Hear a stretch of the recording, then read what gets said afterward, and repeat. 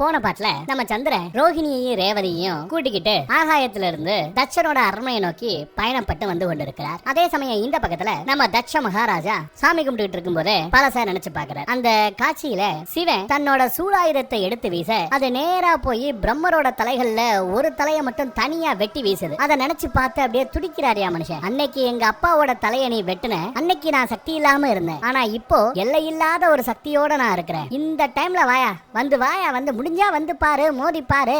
இப்ப என்கிட்ட இருக்கிற சக்தியை வச்சு ஒன்னையே என்னால என்ன வேணாலும் பண்ண முடியும். ஏதோ அன்னைக்கு போராதகாரம் சக்தி இல்லாத டைம்ல என் கண்ணு முன்னாடியே எங்க அப்பாவோட தலையை வெட்டினேன், இனி உன் கட்டம் இங்க நடக்காது அப்படி இப்படின்னு சொல்லிட்டு பேசிட்டு இருக்காப்ல. நடக்க போற அந்த மகாசபை கூட்டத்துல, அந்த ஆலோசனை கூட்டத்துல ஒரு குண்டத்துக்கு போட போறேன் அப்படின்னு பேசிட்டு இருக்காரு. ஏதோ பெருசா ஒரு மேட்டர் வச்சிருக்காரியா மனுஷன். கட் பண்ணி இந்த பக்கத்துல கைலாய மலையில காமிச்சா நம்ம நந்தி அலறி அடிச்சுக்கிட்டு போய்கிட்டு இருக்காரு. ஆண்டவா ஆண்டவா ஆண்டவான்னு கத்திட்டு போய்கிட்டு இருக்காரு. நம்ம டிஸ்டர்பன்ஸ் 2 பேர் இருப்பாங்கல்ல, அவங்க எப்பவும் போல என்னாச்சு நந்திக்கு, ஏன் இப்படி அபய குரலை எழுப்பி கொண்டு வந்து கொண்டிருக்கிறார் அப்படிங்கிற மாதிரி பார்த்துட்டு என்ன ஏதுன்னு விசாரிக்க போறாங்க. நந்தி வேகமா போய் சிவனோட காலில் விழுந்து தியானத்துல இருந்து கொஞ்சம் முழிச்சுக்கங்க, முக்கியமான மேட்டர் அப்படிங்கிறாரு. சிவனும் கண்ணை முழிக்கிறார். என்னாச்சு நந்தின்னு விசாரிக்கிறாரு. டிஸ்டர்பன்ஸ் தூரத்துல இருந்து எல்லாத்தையும் வேடிக்கை பார்த்துட்டு இருக்காங்க. இவ ஏதாவது காரணம் சொல்லுவான்னு பார்த்தா காரணம் சொல்ல மாட்டேங்கிறாப்ல நம்ம நந்தி. பரவாயில்லையா சொல்லியா அப்படின்னா தயக்கமா இருக்குங்கிறாரு. இந்த வாயால எப்படி சொல்லுவேங்கிறாரு. பரவாயில்ல சொல்லியா அப்படின்னு மறுபடியும் கேட்க இப்ப வாய திறக்கிறாரு. நம்ம மயானத்துக்கு தட்ச மகாராஜாவோட சாம்ராஜ்யத்துல இருந்து விரட்டி அடிக்கப்பட்ட, நாடு கடத்தப்பட்ட அந்த சிற்பிகள் கூட்டம் வந்திருக்கு. சாப்பாடு இல்ல, சரியா சாப்பிடாம சரியா கொள்ளாம வயசானவங்க நிறைய பேர் ரொம்ப கஷ்டப்பட்டு, குழந்தைகள்லாம் கஷ்டப்பட்டு அவங்க வந்திருக்கிற நிலைமையை பார்த்தாலே பரிதாபமா இருக்கு. இந்த மாதிரி கஷ்டப்பட்டு அவங்க நம்ம கைலாய மலைக்கு வந்து சேர்ந்திருக்காங்க.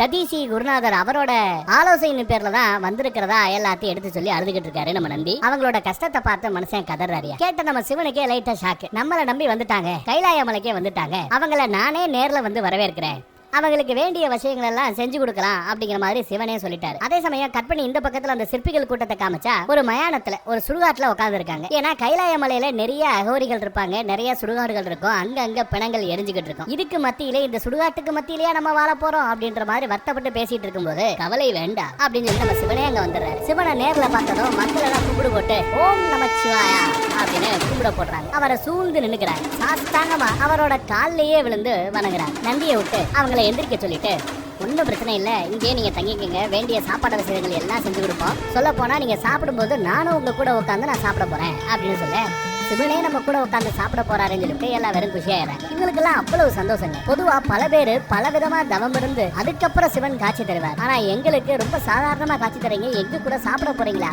இதை விட ஒரு பேரானந்தம் எங்க வாழ்க்கையில இல்லவே இல்லை அப்படின்னு இவங்க குமுறாங்க. எவ்வளவு பெரிய புண்ணியம் இது எங்களுக்கு அப்படின்னு சொல்லிட்டு மறுபடியும் சிவனோட காலில் விழுந்து வணங்குறாரு அந்த பெரியவர். கட் பண்ணி தட்சனோட அரண்மனைக்கு மறுபடியும் போறோம். தட்சன் வீட்டு மகளிர் மட்டும் ஆரத்தி எடுத்துக்கிட்டு வர்றவங்களை வரவேற்கிறதுக்காக காத்துக்கிட்டு இருக்காங்க. பார்த்தா இந்த பக்கம் பயணப்பட்டு நம்ம இந்திர தேவரே இங்க வந்திருக்கிறார். இந்திரனை வரவேற்கிறதுக்காக தான் இவ்வளவு தடபுடலான விஷயங்களும். அவருக்கு ஆலத்தி எடுக்கிறது சாட்சாத் நம்ம சதிதான். ஆலத்தி எடுத்து செய்ய வேண்டிய மரியாதையெல்லாம் செஞ்சு வரவேற்றதும் பரவாயில்ல, உங்க வரவேற்பை கண்டு நான் மிக்க மகிழ்ந்தேன், ஏதாவது ஒரு வர வேண்டும் என்றால் கேளுங்கள், வரம் தருகிறேன் அப்படிங்கிறாரு நம்ம இந்திரன். எனக்கு வேற என்ன வேணும், உலகத்தை வளமா வச்சுக்கிறது உங்க பொறுப்பு, அதை இன்னும் கொஞ்சம் செப்பனே செய்யுங்க, உலக மக்கள் எல்லாரும் வளமா இருக்கிற மாதிரி ஒரு வரத்தை எனக்கு கொடுத்தீங்கன்னா அதுவே போதும்னு பொதுநலமா வரம் கேட்கிறாங்க. சிறப்பு இல்லையா? அவரும் எல்லாம் சிறப்பாக நடக்கும் அப்படின்னு சொல்லிட்டு போயாச்சு. அதுக்கப்புறம் பார்த்தா நம்ம சந்திரன் வராரு, கூடவே ரோஹிணி வராங்க. அவங்க 2 பேரை பார்த்தது இவங்க குஷியாயிராங்க. ரோஹிணி இவங்க கூட பிறந்தவ இல்லையா, சோ அவளை பார்த்து இவங்களுக்கு சந்தோஷம். அக்கா வாங்க வாங்க வாங்கன்னு கூப்பிடுறாங்க. ஆமா ரேவதி அக்கா எங்க அப்படின்னு நம்ம ஹீரோயின் கேட்க அதுக்கு இவங்க 2 பேரும் ஸ்டார்டிங்ல முழிக்கிறாங்க. பார்த்தா பின்னாடியே ரேவதியும் வராங்க, தனியா வராங்க. ரேவதியை பார்த்ததுக்கு அப்புறம் தான் நம்ம சந்திரனுக்கு பெருமூச்சே வருதுங்க. பெருசா மூச்சை விடுறாரு. இவங்களுக்குள்ள என்ன கச்சம்ச்சா அப்படின்னு தெரியல. ரேவதியை கட்டி பிடிச்சுக்கிறாங்க. அதுக்கப்புறம் ரேவதி அக்கா நீயும் உன் புருஷன் கூட சேர்ந்து நில்லு, எல்லா பேருக்கு சேர்ந்தாப்புல ஆலத்தி எடுக்க போறோம் அப்படின்னு சொல்றாங்க. உடனே இந்த பொண்ணோட மூஞ்சி ஒரு மாதிரியா மாறுதுங்க. அவங்க தயங்குறாங்க. இருந்தாலும் இவங்க கம்பல் பண்ண சரின்னு சொல்லிட்டு அவங்களும் போய் நிக்கிறாங்க. 3 பேருக்கும் பொட்டு வச்சு மலர் தூவி ஆலாத்தி எடுத்து அழகு பாக்குறாங்க நம்ம ஹீரோயின். சரி, வரவேற்பெல்லாம் முடிஞ்சதும் சந்திரனும் ரோஹிணியும் விறுவிறுன்னு உள்ள போக பார்க்க இல்ல ஒரு நிமிஷம் இருங்க, மகாசபை கூட்டத்துல பங்கேற்கிறதுக்கு சந்திரனுக்கு மட்டும்தான் அனுமதி உண்டு, ரோஹிணி நீ எதுக்கு போய்கிட்டு இருக்க, வா எங்க கூட நில்லு அப்படின்னு பிடிச்சு வச்சுக்கிறாங்க. என்னதான் கூப்பிட்டாலும் எவ்வளவு நேரம் ஆகும், ஐயோ ரொம்ப நேரம் மீட்டிங் நடக்குமா, என் புருஷனை பிரிஞ்சு ரொம்ப நேரம் இருக்கணுமான்னு ஓவரா சீன் போடுறாங்க. ஆனா இவங்க பார்த்து என்னம்மா கொஞ்ச நேரம் புருஷனை விட்டு இருக்க மாட்டியா, எங்க கூட கொஞ்ச நேரம் இருக்க மாட்டியா அப்படின்னு இவங்க நக்கல் பண்றாங்க. அதே சமயம் சந்திர வேற தனியா தான் போணுமா, ரோஹிணிய கூட வரக்கூடாதா அப்படின்னு அவனும் கேக்குறான். போயா போயா உன் பொண்டாட்டிய ஒண்ணு நாங்க கடிச்சு தின்ற மாட்டோம், உள்ள போ அப்படின்ட்டு ரோஹிணியை நிப்பாட்டிட்டு சந்திரனை மட்டும் உள்ள அனுப்புறாங்க. ரேவதி இந்த கூட்டம் எல்லாத்தையுமே கொஞ்சம் சோகமா தான் பாத்துக்கிட்டு இருக்காங்க. இவங்களுக்கும் அவங்களுக்கு என்ன பஞ்சாயத்துன்னு தெரியல. இப்போ சோலோவா சந்திரன் உள்ள போறார். இந்த பக்கம் அக்கா தங்கச்சிமார்கள் எல்லாம் ஒன்னா இருக்காங்க. அதே சமயம் நம்ம சதி மட்டும்தான் ரேவதியோட நட நடவடிக்கையில ஏதோ ஒரு மாற்றம் தெரியுது, ஒரு தயக்கம் தெரியுதுன்னு புரிஞ்சுக்கிட்டு ஒரு சின்ன வேலை இருக்கு, நீங்க முன்னாடி போங்க, நான் ரேவதி அக்கா கூட்டிட்டு பின்னாடியே வந்துடுன்னு சொல்லிட்டு இவங்க 2 பேரும் தனியா பிரிஞ்சிடறாங்க. அவங்கள முன்னாடி போக விட்டு இவங்க பின்னாடி நடந்து போறாங்க. மறுபடியும் அந்த பக்கம் கைலாய மலைக்கு ஒரு எட்டு போனோம்னா சிவனுக்கு முன்னாடி அதே சுடுகாட்டிலேயே வரிசையா வந்த சிற்பிகளை உட்கார வச்சு வாழை இலை விருந்து நடக்குது. விதவிதமான பாண்டங்களை எல்லா பேருக்கும் சாப்பிடறதுக்கு கொடுக்குறாங்க. சிவனும் கூட இருந்து சாப்பிடுறாரு. ஒரு வழியா சாப்பிட்டு முடிச்சு கடைசியா தண்ணியும் குடிச்சு விருந்து நல்லபடியா முடிஞ்சிருச்சுங்க. இது வரைக்கும் நீங்க கட்ட அந்த கஷ்டம் எல்லாம் போதும். இதே கைலாய மலையோட மலை அடிவாரத்துல நீங்க சிற்பம் செய்வதற்கு ஏற்ற வகையான பாறை கற்கள் நிறைய இருக்கா. அங்க குடிக்கிறதுக்கு நல்ல தண்ணியும் இருக்கா, சமதளமான தரைத்தளமும் இருக்கா, சுத்தி வேணும்னா பறிச்சு சாப்பிடுறதுக்கு காடுகளும் இருக்கா. அங்கேயே நீங்க தங்கிக்கலாம். நீங்க நிம்மதியா சிறப்பா உங்க சிற்ப கலையையும் அதே சமயம் கண்டினியூ பண்ணிக்கிட்டு நல்லபடியா சாப்பிட்டு தெம்பா இருங்க, ஒன்னும் பிரச்சனை இல்ல, நான் இருக்கிறேன் அப்படிங்கிறாரு நம்ம சிவன். அவங்களும் ரொம்ப சந்தோஷப்படுறாங்க. ஆஹா ஆஹா, அருமை அருமை, நாங்க நீங்க சொன்ன இடத்துலயே தங்கிக்கிறோம். அப்புறம் வர்ற வழியில தட்சனோட மக சதிய பார்த்தோம் அப்படின்னு சதியை பத்தி பேச ஆரம்பிக்கிறாரு. சதியோட பேரை கேட்டதும் நந்தி சந்தோஷப்படுவாப்ல, நம்ம டிஸ்டர்பா தான் ஃபீல் பண்றாங்க. எங்களுக்கு எப்படி அவரு தட்சன் தண்டனை கொடுத்தாப்லயோ அதே மாதிரிதான் தன்னோட பொண்ணான சதிக்கும் அந்த மனுஷன் தண்டனை கொடுத்தாப்ல. எங்க தண்டனையில இருந்து எங்களை நீங்க காப்பாத்திட்டீங்க, மோட்சம் கிடைச்ச மாதிரி நாங்க சந்தோஷமா இருக்கோம். அதே மாதிரி அந்த பக்கம் தண்டனை அனுபவிச்ச நம்ம சதிக்கு நீங்க ஏதாவது செய்யணுமா இல்லையா அப்படின்னு கேக்குறாரு. வேலிடான பாயிண்ட் தானே. ஒரு கால் அப்பாவோட டார்ச்சர் தாங்காம சதி எங்களை மாதிரியே இந்த கைலாய மலையை நோக்கி வர ஆரம்பிச்சிட்டாங்கன்னா வந்தா நீங்க எங்களை வரவேற்ற மாதிரி எங்களை அரவணைச்ச மாதிரி சதியையும் ஏத்துக்கணும் அப்படின்னு கேக்குறாரு. சிரிச்சுக்கிட்டே இருந்த நம்ம சிவனோட முகம் அப்படியே ஒரு மாதிரியா மாறுதுங்க. கட் பண்ணி மறுபடியும் தட்சனோட அரமனைய காட்டுறாங்க. சதியும் ரேவதியும் மட்டும் தனியா உட்காந்து பேசிட்டு இருக்காங்க. இங்கதான் நம்ம சதி கேக்குறாங்க, என்ன வந்ததுல இருந்து பாத்துக்கிட்டு இருக்கேன், ஏதோ ஒரு தயக்கத்தோடயே கஷ்டத்துல இருக்கிற மாதிரியே ஃபீல் பண்ணி பிஹேவ் பண்ணிட்டு இருக்கியே, புகுந்த வீட்டுல ஏதாவது பிரச்சனையா அப்படின்னு விசாரிக்கிறாங்க நம்ம சதி. இல்ல இல்ல, நான் ரொம்ப சந்தோஷமா இருக்கேன், சந்திரனை கல்யாணம் பண்ணது மிகப்பெரிய பாக்கியம், அவர் கூட நான் சந்தோஷமா தான் இருக்கேன், ஒரு நாள் நான் கூட மனுஷன் இருக்க மாட்டாப்ல, என்ன தேடி வந்துடுவாப்ல, நான் இல்லாம அந்த மனுஷனால இருக்கவே முடியாதுன்ற ரேஞ்சுக்கு பேசுறாங்க. என்ன இப்படி பேசுற, ஆனா உன் மூஞ்சியோட ரியாக்ஷனை பார்த்தா சரியில்லையே அப்படின்னு சரி பாயிண்ட பிடிச்சு மறுபடியும் கேக்குறாங்க. இல்ல இல்ல, நீ தப்பா புரிஞ்சுக்கிட்ட, புகுந்த வீட்டுல இருந்து பிறந்த வீட்டுக்கு வந்ததும் பிறந்த வீட்டுல இந்த சின்ன வயசு நினைவுகள் எல்லாம் எனக்கு வந்துருச்சு, அதனாலதான் கொஞ்சம் ஒரு மாதிரியா இருந்தனே ஒழிய மித்தபடி எனக்கு புகுந்த வீட்டுல எந்த பிரச்சனையும் இல்லங்கிற மாதிரி சொல்றாங்க. ஆமாக்கா உண்மைதான், சொல்ல போனா எனக்கு கூட அந்த பழைய நினைவுகள் எல்லாம் ஞாபகம் வருது. உன் கல்யாண நாள நினைச்சு பாரு, அன்னைக்கு எல்லா பேரும் உன்னை புறமாப்பட்டாங்க, சந்திர மாதிரி ஒரு புருஷன் இந்த ரேவதிக்கு கிடைச்சிருச்சே அப்படின்னு எல்லா பேருக்குமே உன் மேல போறாம. அது மட்டுமா, 2வது தாரமா போறமே அப்படின்னு உனக்கும் பிரச்சனை இல்ல, 2வது தாரமா தான் தங்கச்சியவே கட்டிக்க போறாங்களேன்னு சொல்லிட்டு ரோகிணி அக்காவுக்கு எந்த பிரச்சனையும் இல்ல. அக்கா தங்கச்சினா இவ்வளவு பாசமா இருக்கணும், எவ்வளவு ஒத்துமையா இருக்காங்கன்னு ஊரே உங்களை பார்த்து மெத்துச்சு. இப்ப நீயும் சந்தோஷமா இருக்கேன்னு சொல்லும் போது இதெல்லாம் கேட்கும் போது எனக்கு எவ்வளவு சந்தோஷமா இருக்கு தெரியுமா, எவ்வளவு திருப்தியா இருக்கு தெரியுமா. சதி பேசிக்கிட்டு இருக்கும் போது இந்த பக்கம் அந்த அம்மா அப்படியே புல கண்ணுல இருந்து கண்ணீரை ஊத்துதுங்க. என்னாச்சு ரேவதி அக்கா, ஏக்கா அப்படி அழுகுற அப்படின்னு கேட்டா அதுக்கப்புறம் தாங்க அந்த அம்மா உண்மையே சொல்ல ஆரம்பிக்கிறேன். சொல்ல போனா சந்திரன் முதல் தரமா கட்டிக்கிட்டது ரோஹிணி மூத்தவளை, அடுத்து 2வது தரமா கட்டிக்கிட்டது தான் ரேவதிய. ஆனா அவருக்கு முழுக்க முழுக்க ரோஹிணி மேலதான் ஆர்வமா. ரோஹிணி கூட ஆட்டமண்ண பாட்டமண்ண செம என்ஜாயா எல்லாம் ரோஹிணி பக்கம் தான் அவரோட ஆர்வம் ஃபுல்லா இருக்கு. ரேவதியா அவரு கண்டுக்கவே இல்லையா, நின்னா நடந்தா படுத்தா எல்லாத்துக்குமே ரோஹிணி ரோஹிணி ரோஹிணி தான் தெரியுமாப்லையா. இதையெல்லாம் பார்த்து ரேவதி தினம் குலுங்கி போயிட்டாங்க. இப்பதான் எல்லா உண்மையும் கக்குறாங்க. இப்படி இவங்க பேசிட்டு இருக்கும் போது கரெக்டா அங்க நம்ம அம்மா வந்துடுறாங்க. தான் பொண்ணு போடுற கஷ்டத்தை அவங்களும் கேட்டுறாங்க. அம்மாவை பார்த்ததான் அம்மா அப்படின்னு ஓடி வந்து அக்கா கட்டி பிடிச்சு அழுகுறா. அம்மா விசாரிக்கிறாங்க, ஆமா இவ்வளவு கஷ்டப்படுறியே, உங்க அக்கா ஏதாவது செஞ்சாலா, அதுக்கு ஏதாவது பரிகாரம் பண்ணாலா, ஏதாவது பண்ணாலா அப்படின்னு கேக்குறாங்க. அதுக்கு சேச்சே அது ஒரு அப்பாவி, ரோஹிணி அக்கா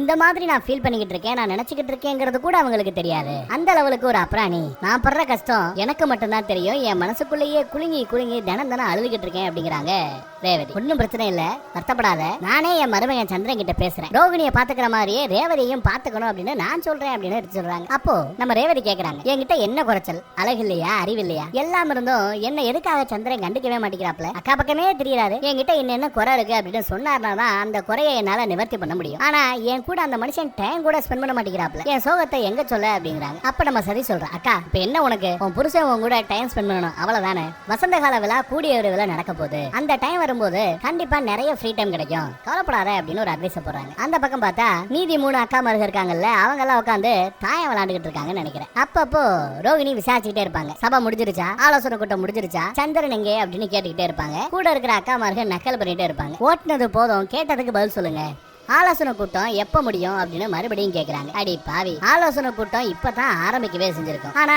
எப்ப முடியுங்கிறத சொல்ல முடியாது. சில நேரங்கள்ல சில நிமிடங்கள்ல கூட முடிச்சுப்பாங்க. இன்னும் சில ஆலோசனை கூட்டம் சில நாட்களுக்கு கூட நீடித்து கொண்டே போகும். அதெல்லாம் கணிக்க முடியாது. இந்த பழத்தை சாப்பிட்டு தாயத்தை போடு விளையாடுவோம் அப்படின்னு விளையாண்டுகிட்டு இருக்காங்க. அதே சமயம் அந்த பக்கத்துல அந்த ஆலோசனை கூட்டத்துல என்ன நடக்குதுன்னு ஒரு எட்டு பார்த்து வந்துருவோம். ஒண்ணு இல்ல, இந்த உலக நிர்வாகம் எல்லாம் சரியா நடந்துகிட்டு இருக்கான்னு, இந்த மக்கள் எல்லாம் சந்தோஷமா இருக்காங்களா பயமில்லாம இருக்காங்களான்னு தெரிஞ்சுக்கலான்றதுக்காக இந்த ஆலோசனை கூட்டம். ஸ்டார்டிங் பாயிண்டா இதை பத்தி நம்ம டிஸ்கஸ் பண்ணுவோம் அப்படிங்கிற மாதிரி தட்சன் எடுத்து சொல்ல, இந்திரன் அது சம்பந்தமா என்கிட்ட சில பாயிண்ட்ஸ் இருக்கு, எடுத்து வைக்கவா அப்படின்னு கேக்குறேன். சொல்லுங்க இந்திரா அப்படின்னு கேட்டா, இல்ல எனக்கு கொஞ்சம் பயமா இருக்கு. அசுரர்களுக்கும் தேவர்களுக்கும் நடுவுல ஒரு பிரம்மாண்டமான யுத்தம் தொடங்கிடுச்சுன்னு உங்க எல்லாருக்கும் தெரியும். அங்கங்க பிரச்சனைகள் கிளம்பிக்கிட்டே இருக்கு. இது பத்தாதுன்னு அசுரர்களோட குருவான சுக்ராச்சாரியார் ஒரு பிரம்மாண்டமான தவம், அதுவும் யாரை நோக்கி தவம் பண்ணிக்கிட்டு இருக்காரு? சிவனை நோக்கி தவம் பண்ணிக்கிட்டு இருக்காரு. அவரோட தவத்துல மனசிறங்கி சிவனும் காட்சி கொடுப்பார், கேட்கிற வரத்தை கொடுப்பார். எதுக்காக அந்த சுக்ராச்சாரியார் இப்போ தவம் இருந்துகிட்டு இருக்காரு அப்படின்னா, என்னோட சஞ்சீவினி வேணும், என்னது சஞ்சீவினி வேணும் அப்படின்னு சொல்லிட்டு தான் அந்த மனுஷன் இப்போ பயங்கரமா தவம் பண்ணிக்கிட்டு இருக்காரு. சிவனும் சரி பரவாயில்ல சஞ்சீவினி எடுத்துக்கோ அப்படின்னு கொடுத்துட்டாரு, வரமா கொடுத்துட்டாரு அப்படின்னா, அதுக்கப்புறம் மூ உலகத்தையுமே அவங்க ஆட்டி படைக்க ஆரம்பிச்சிருவாங்க அசுரங்க. இந்த மாதிரி ஒரு பெரிய பிரச்சனை ஒண்ணு இருக்கு, ஒரு பெரிய ஆபத்து நமக்கு வந்துகிட்டு இருக்கு. அசுரர்கள் பாருங்க எப்ப பார்த்தாலும் சிவனை கும்பிடுறது, அதே மாதிரி சிவனும் அசுரர்கள் பக்கம் கேட்கறதெல்லாம் கொடுக்கறது, வர வர சிவனோட சேர்க்கை சரியில்லை. அசுரர்கள் சார்பாவே சிவன் நடந்து கொண்டு இருக்கிறார் அப்படின்னு பேசினதுமே சப்த ரிஷிகள்ல ஒருத்தரான நம்ம நல்ல ரிஷி இருக்காப்ல, அந்த மனுஷன் நிறுத்துங்கள் அப்படிங்கிறாரு. என்ன வார்த்தை சொல்லிட்டீங்க? அசுரர்களுக்கு சாதகமாக சிவன் இருக்கிறாரா? அப்படியெல்லாம் கிடையாது. மனதுரி சிவனை தியானம் பண்ணக்கூடியவர் எந்த இனத்தை சேர்ந்தவரா இருந்தாலும் சரி, அவர் மனிதனாவோ தேவராவோ அசுரராவோ யாராவனா இருந்துட்டு போட்டோம், ஆனா தன்னை மனசார வேண்டிய வரத்தை கேட்டா யாரா இருந்தாலும் சிவன் வரம் கொடுப்பார். அது இயற்கை. வேணும்னா நீயும் வரமுறு தவமுறு, உன் தவத்துல மகிழ்ந்து சிவன் உனக்கு வரம் கொடுத்தா வாங்கிட்டு போ. அதை விட்டு ஒன் சைடா தான் சிவன் இருக்கிறார், அதுவும் குறிப்பா அசுரர்கள் பக்கம் தான் அவர் இருக்கிறான்னு நீ சொல்றத என்னால ஏத்துக்க முடியாது அப்படிங்கிறாப்ல நம்ம நன்றிஷி. அப்பாடா, இந்த சீன்ல தாங்க இந்த ரிஷியோட பேர் என்னங்கிறது வெளியில ரிலீஸ் ஆகுது. பேரு காசியா. இந்த நல்ல ரிஷியோட பேரு காசியா. நம்ம இந்திரன் எந்திரிச்சு, ரிஷி காசி அவர்களே, நீங்க சொல்றது சரிதான், அவர் பாரபட்சம் இல்லாதவர். ஆனா அதுவே நமக்கு பெரிய தலைவலியா வந்து நிக்குது. பாரபட்சம் இல்லாம கெட்டவங்களா இருக்கக்கூடிய அந்த அசுரர்களுக்கும் அள்ளி அள்ளி வரத்தை கொடுத்தா நாளை பின்ன அவங்க மறுபடியும் நம்ம மேல போதெடுத்து வரானுங்களே. அவர் நல்லவர்கள் பக்கமா கொஞ்சம் பாரபட்சத்தோட இருந்தாதான் என்ன அப்படிங்கிற மாதிரி பேசிட்டு இருக்காப்ல. நடுவுல நம்ம தட்சன் புகுந்து, எல்லா பேரும் பேசிட்டீங்கல்ல, பேசுற உரிமை எல்லாருக்கும் உண்டு, எல்லாரோட ஆலோசனையும் நான் கேட்பேன், அதுக்காக தான் நான் எல்லாருக்கும் வாய்ப்பு கொடுத்தேன் அப்படின்றாரு. இருந்தாலும் இந்திரன் சொல்றது எனக்கு என்னமோ சரியா படுது. தனிப்பட்ட விருப்பு வெறுப்பெல்லாம் ஒதுக்கி வச்சுட்டு தான் இந்த ஆலோசனை கூட்டத்துல எல்லா பேருமே பங்கெடுக்கணும். பேச்சுல அசுர குலத்தோட குருநாதர் சுக்ராச்சாரியாரோட பேச்சும் அடிபட்டது. சோ அவரையும் நம்ம ஆலோசனை கூட்டத்துல கூப்பிட்டா இன்னும் கொஞ்சம் சரியா இருக்கும்னு நினைக்கிறேன். அவருக்கு நான் ஒரு அழைப்பை விடுக்க போறதா நம்ம தட்ச மகாராஜா சொல்றாரு. அவரையும் கூப்பிட்டு இந்த ஆலோசனை கூட்டத்துல எல்லாத்தையும் பேசி முடிச்சிட்டோம்னா அமைதி பேச்சுவார்த்தையை நடத்துவோம், அதுல ஒரு நல்ல தீர்வு வந்தா எல்லாருக்கும் சந்தோஷம் தானே அப்படிங்கிற. அது மட்டும் இல்ல, இந்த மகாசபை கூட்டத்துக்கு இன்னொரு முக்கியமான விருந்தாளி அவரையும் நம்ம கூப்பிடணுங்கிற. அவர் இங்க கண்டிப்பா வரணும், அவர் வந்தாதான் எல்லாத்துக்கும் ஒரு தீர்வு கிடைக்கும். ஏன்னா அவரோட பேச்சு இங்க அடிபட்டுருச்சு, அதனால அவரையும் கூட்டாதான் கரெக்டா இருக்கும். அந்த சிறப்பு விருந்தினர், அந்த ஸ்பெஷல் கெஸ்ட் வேற யாரும் இல்ல, சாட்சாத் அந்த சிவனே தான். அந்த சிவனையே இந்த மகாசபை கூட்டத்துக்கு நான் அழைக்க போறேன் அப்படின்னு ஒரு பெரிய குள்ள தூக்கி போறாருங்க. மனுஷன் ஏதோ ஒரு பெரிய ஸ்கெட்ச் வச்சிருக்காரு போல தெரியுது. அந்த ஸ்கெட்சை தான் இப்ப கொஞ்சம் கொஞ்சமா எக்ஸிக்யூட் பண்ணிட்டு இருக்காரு, பிளான் பண்ணிட்டு இருக்காரு. சிவனையே இங்க வர சொல்லி அவரை இங்க ஏதோ ஒண்ணு பண்ண போறாப்ல. என்ன பண்ண போறார்? இவரோட மாஸ்டர் பிளான் என்னவா இருக்கும்? தெரிஞ்சவங்க கமெண்ட்ல சொல்லுங்க, தெரியாதவங்க வெயிட் பண்ணுங்க. நெக்ஸ்ட் எபிசோட்ல இன்னும் கொஞ்சம் டீடைல்டா பாப்போம். அப்புறம் ரொம்ப நாள் ஆச்சுங்க இந்த சப்ஸ்கிரைப் பண்ண சொல்லி கேட்டு, போற போக்குல கழுத அந்த சப்ஸ்கிரைப் பட்டனை ஒரு தட்டு போங்க.